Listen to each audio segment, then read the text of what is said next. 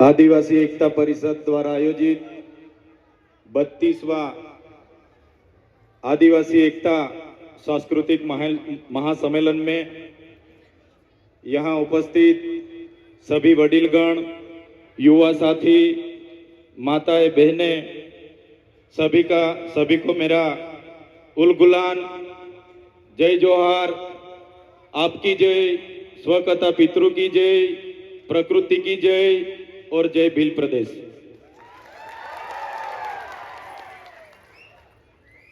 साथियों,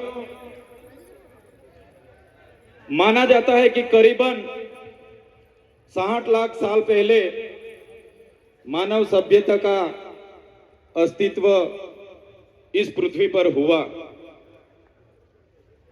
50,000 साल पहले मानव का शारीरिक और मानसिक तौर पे विकास हुआ। करीबन 10,000 वर्ष पहले इस पृथ्वी पर कृषि का शुरुआत हुई। जब से कृषि की शुरुआत हुई तब से नई नई राजनीतिक गतिविधियां की भी शुरुआत हुई। आदिवासी समाज की जीवन खूब सरल और संवेदनशील था। साथ ही प्राकृतिक पूंजक और प्रकृति मूल्यों पे चलने वाला था। सहकारिता पर टिका हुआ था। खुद आदिवासी समाज स्वायत्त था, स्वतंत्रता और स्वावलंबन था। जैसे जैसे समय बढ़ता गया, जैसे बाहर के लोगों ने यहाँ आना शुरू कर दिया, जैसे बाहर से आर्य आए, शक आए, होण आए, और यहाँ जो आदिवासी बसा हुआ था, मूल मालिक था, यहाँ की संपत्ति पर कब्जा जमाने के हेतु उन्होंने यहाँ जो सरदार थे, हमारे छोटे मोटे कस्बे कबीला के सरदार थे, राजा थे, रजवाड़े थे, उन आदिवासी राजाओं के साथ संघर्ष हुआ। संघर्ष में कई सारे हमारे कस्बा कबीले की सरदार, कई सारे राजा उस संघर्ष के दौरान हार गए। कहीं ना कहीं बाहर के लोगों ने यहाँ पे आधिपत्य जमाया। बाद में धीरे धीरे चलते हुए हम देखेंगे तो उन लोगों के साथ ही साथ विदेशी, फ्रेंच आए, पोर्टुगीज आए, स्पेनिश आए, अंग्रेजों आए, मुगल आए, कई सारे लोगों ने इस देश पे आकर यहाँ की संपत्ति को, यहाँ की खनिज संपदा पर अपना अपना कब्जा जमाया। ऐसे ही चलता रहा। जो आदिवासी अपने प्रकृति पूंजा, स्वावलंबन, स्वतंत्र, स्वायत्त, खुद की कमी, खूब कम चीजों पर अपना जीवन जी रहा था, उस आदिवासी को कहीं ना कहीं इस संघर्ष में उतरना पड़ा और कहीं ना कहीं अपनी प्रकृति से, अपनी संस्कृति से, अपनी समाज से उसको बिछड़ना पड़ा।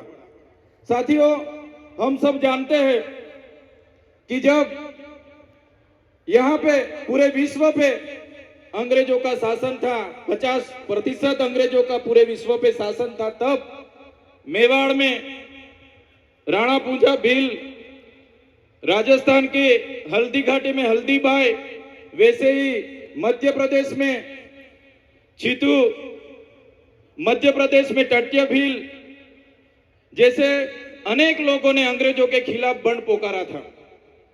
जैसे महाराष्ट्र की बात करें, खाज्या नायक, उमिया नायक, यहाँ के जितने भी उस समय के क्रांतिवीर थे, अंग्रेजों के खिलाफ अपनी अपनी लड़ाई लड़ रहे थे। हमारे गुजरात की बात करें, कोटला मेहता, केसरी सिंह जैसे लोग वहां भी क्रांति कर रहे थे। ऐसे ही सभी लोगों ने क्रांति की, अपनी अपनी जगह पे जितना हो सके उतनी क्रांति की। जैसे कि मानगढ़ धाम की बात आती है, गुरु गोविंद जी की आगुवाई में वहां संत सभा मिली और 1913 में हत्याकांड हुआ। 1500 भी ज्यादा लोग कि यहाँ वहां शहीद हो गए। इतनी सारी देश की आजादी में हमारे लोगों का योगदान रहा।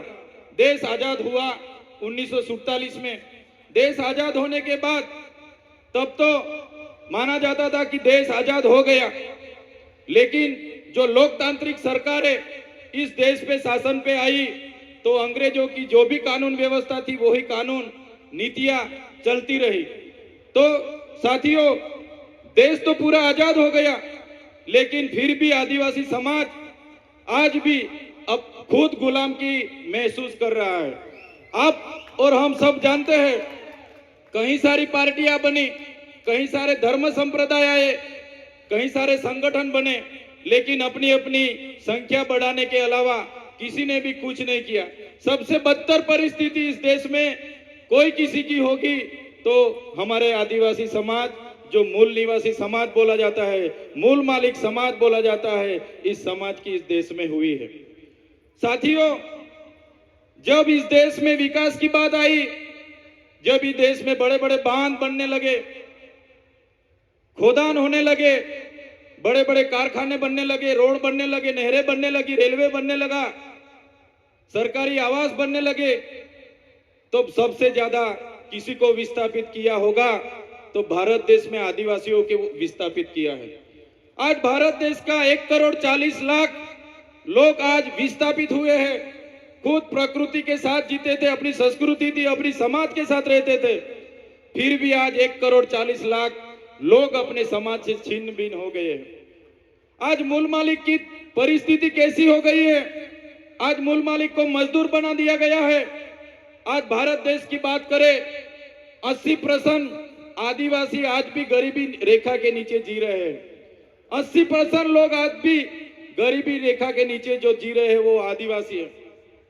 साथियों, पूरे देश में आज खनिज संपदा की बात करी जाए तो सबसे ज्यादा खनिज संपदा जो आदिवासी एरिया में है, 80% खनिज संपदा अपने यहाँ होते हुए भी आज आदिवासी को मजदूर बना के इन सरकारों ने रखी है। तो साथियों, आदिवासी एकता परिषद यही सिखाता है कि आदिवासी कौन था, कहां से आदिवासी आए, क्या हुआ। तो आदिवासियों का इतिहास बहुत पुराना है। आदि अनादि काल से यहाँ रहने वाला हमारा आदिवासी है। इतने सारे देश की आजादी स्वतंत्रता संग्राम में हमारा योगदान रहा, देश के विकास में हमारा योगदान रहा। जहां भी जरूरत पड़ी हमारे लोगों ने अपनी जमीन दे दी। आज आदिवासी 50% आदिवासी के पास अपनी खुद की जमीन नहीं है। आज देश में 8% आदिवासी बस रहा है, लेकिन आज देश में 1% भी जमीन आदिवासी के पास नहीं है। साथियों, ये मूल मालिक की हमारे देश में ये हालत इन सरकारों ने बनाई है। तो साथियों, यही बात हम करते हैं और आज भी यही बात इस मंच से करेंगे कि जिस तरह देश में हमारी परिस्थिति हो गई है, कितनी भी सरकारें आएगी, हम भी आएंगे, जीतेंगे, एमपी बनेंगे, एमएलए बनेंगे, मंत्री बनेंगे, जितनी भी पार्टियां आएंगी, जो गैर आदिवासी की पार्टी होगी वो रिमोट उनके पास रखेगी, हम मंत्री तंत्री या कुछ भी हो जाएंगे, लेकिन आदिवासी की बात रखने के लिए कोई हमारे सामने नहीं आने वाला। साथियों, हम मन से हर बार कहते रहे और आज भी यही बात दोहराएंगे कि हम जिस इलाके से आते हैं वो आदिवासी इलाका है। हम अपनी आदिवासी एसटी सर्टी से अनामत रिजर्व बैठक से एमएलए बने हैं। तो जब भी हमारे समाज के लिए लड़ना होगा, जब भी हम हमारे समाज के लिए बोलेंगे, जब भी हम हमारा भील प्रदेश के लिए बोलेंगे और हमारी पार्टी जिस दिन हमें रोकेगी, इस दिन हमारे पार्टी के लिए हम पहले रिजाइन करेंगे। साथियों, आदिवासी का उत्थान, आदिवासी का उत्थान, आदिवासी का स्वायत्त राज होगा तभी आदिवासी का उत्थान होगा।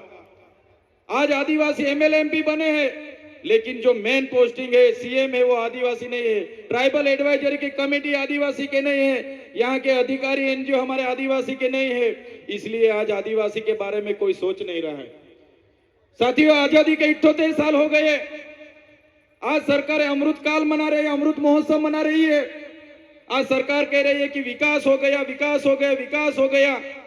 ऊंची ऊंची प्रतिमा बना देने से, बड़े बड़े बिल्डिंग बना देने से, बड़े बड़े बांध बना देने से, अच्छे अच्छे रोड बना देने से आदिवासियों का विकास नहीं होगा। आदिवासियों का विकास तब होगा जब आदिवासियों का स्वशासन आएगा, जड़ जंगल जमीन और खनिज संपदा पर आदिवासियों का अधिकार होगा, अनुसूची 5 लागू होगी, पैसा 1 लागू होगा, सीएम आदिवासी होगा, ट्राइबल एडवाइजरी कमेटी का आदिवासी होगा, तब आदिवासी का विकास होगा। आजादी के 78 वर्ष के बाद भी आज हम लोग हमारे एरिया में टीचर के लिए आंदोलन कर रहे हैं, सड़क के लिए आंदोलन कर रहे हैं, डॉक्टर के लिए आंदोलन कर रहे हैं, रोड रास्ते के लिए आंदोलन कर रहे हैं, पीने का पानी के लिए आंदोलन कर रहे हैं। तो कब तक आंदोलन करते रहेंगे? कब तक धरना देते रहेंगे, कब तक लड़ेंगे, जीतेंगे, जिंदाबाद मुर्दाबाद करते रहेंगे। साथियों, अभी किसी भी तरह की जिंदाबाद मुर्दाबाद करने के लिए हम तैयार नहीं है। अगर सरकार हमारा विकास करना नहीं चाहती, आने वाले दिनों में हम भील प्रदेश बना के रहेंगे, जो हमारा भील प्रदेश था, जो हमारा भील प्रदेश था। आजादी के बाद उस भील प्रदेश को महाराष्ट्र, मध्य प्रदेश, राजस्थान और गुजरात में बांट दिया है। आज भी हम लोग बॉर्डर लेस होके, हमारा रोटी बेटी का व्यवहार आज भी चल रहा है। हमारी पूजा विधि, जन्म विधि, मरण विधि आज भी सेम है। आज भी हम लोग, हमारी बोली भाषा, हमारा पहरवेश, हमारा नाच गान आज भी हम चारों राज्यों में है। साथियों, ऐसे लड़ने का अभी टाइम नहीं है। सरकार को हम बोलना चाहते हैं, सरकार ऐसे ही करेगी। विकास के नाम पे हमको छिन्न भिन्न कर रही है, हमको बांट रही है, धर्म संप्रदाय के नाम पर बांट रही है। तो साथियों, ज्यादा टाइम नहीं लूंगा मैं, लेकिन जरूर इतना बोलूंगा सरकार को कि जिस तरह तेलुगु लोगों को तेलंगाना मिला, तमिल लोगों को तमिलनाडु मिला, मराठाओं को महाराष्ट्र मिला, गुजरातियों को गुजरात मिला, पंजाबियों को पंजाब मिला, नागा लोगों को नागालैंड मिला, झारखंडियों को झारखंड मिला। इसी तरह आने वाले दिनों में हमारे आदिवासियों को भील प्रदेश चाहिए। देश का 29वां राज्य हमको भील प्रदेश चाहिए। भील प्रदेश हम बना के रहेंगे, ये हमारा अधिकार है। संविधान ने हमको अधिकार दिया है। भाषा की तौर पे, जाति की तौर पे हमको भील प्रदेश मिलना चाहिए। मेरे तमाम वडील बुजुर्ग, मेरे युवा साथी, मेरी माता बहनों को भी अपील करता हूं इस मंच से, आने वाले दिनों में जो आदिवासियों का विकास करना होगा तो स्वतंत्र राज चाहिए, और स्वतंत्र राज यही होगा, भील प्रदेश बनेगा तभी हमारा राज आएगा। धन्यवाद। जोहार, जय आदिवासी, जय भील प्रदेश। जोरदार तालियां विधायक महोदय के लिए। उसके